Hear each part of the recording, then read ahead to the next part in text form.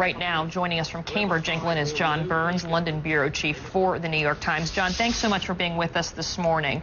Our reporting was that Rupert Murdoch, as well as his son, James Murdoch, may not have to testify at all before Parliament because they are not UK citizens. What are you hearing about that? Well, it's actually true that the subpoena power, as it would be called in the United States, does not, of Parliament, does not affect non-UK citizens.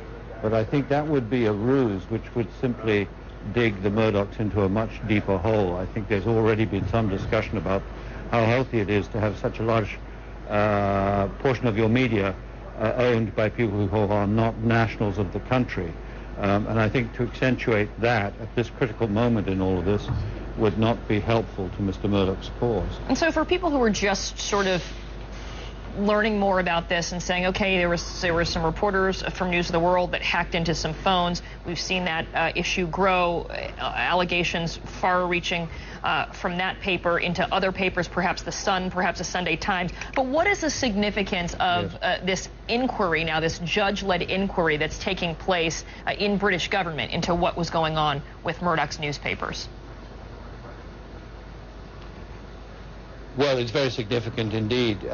We now know that this will continue to roil the British political landscape, not for a few days or a few weeks, but probably for 2, 3, 4 years, certainly throughout the life of the present government, which is only in its second year and is set to govern through until 2015. Mr. Cameron, in the House of Commons remarks which you mentioned as you opened your report here, described this as a firestorm for the press and the police. What he didn't say was that it was a firestorm for him personally as well. There is a potential in all of this for this to drive a further wedge between the two governing parties here and ultimately to cause an election. That may be some way off, but there has been no turmoil in British politics to compare with this, I would say, almost in my lifetime, but certainly in the last 30 years. The financial impact could also be significant, is proving to be significant already, but one of the big things is that there are now apparently calls along both party lines for Rupert Murdoch to drop his bid to acquire this big company, this British Sky Broadcasting, saying that it might not be in the national interest as these investigations continue. How big of a hit is that for Rupert Murdoch's media empire? It's a very big hit indeed. In British constitution, if I could call it that, and political practice, what is going to unfold this afternoon and this evening in the Parliament here is of fundamental significance. All three major parties, accounting for more than 600 of the 650 seats in the House of Commons, will be voting for a resolution moved by the opposition Labour Party that calls for Mr. Murdoch to abandon that takeover bid, which would be one of the biggest, if not the single biggest, I believe, media takeover bids in the history of this country. It will fundamentally, of course, affect the future of News Corporation, because, in my view at least, a vote in the House of Commons by all three parties asking him to get out of that bid is probably going to end the bid for all practical purposes and causes News Corp to go back to the drawing board and refashion its future. And if there is an investigation here in the United States, because apparently Senator Rockefeller here is calling for an investigation into whether News Corp broke any laws in the U.S., how does that then affect News Corp?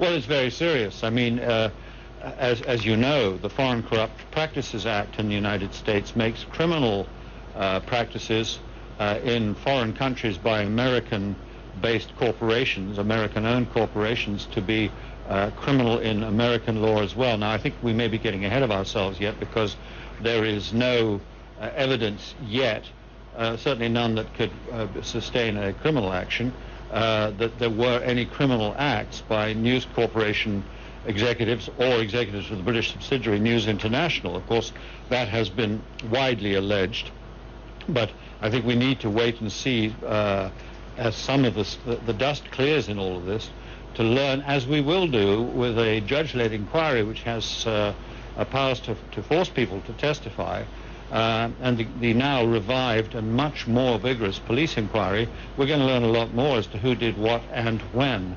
But all of that's some way down the road, and it needs to be said that for the time being, News Corporation executives led by Rupert Murdoch and his son James, and the chief executive of their operations here in Britain, Rebecca Brooks, have all denied knowledge of or criminal involvement in any of these activities. Right. That is absolutely worth noting. John Burns, New York Times London Bureau Chief, thanks for your insight on this story. We appreciate it.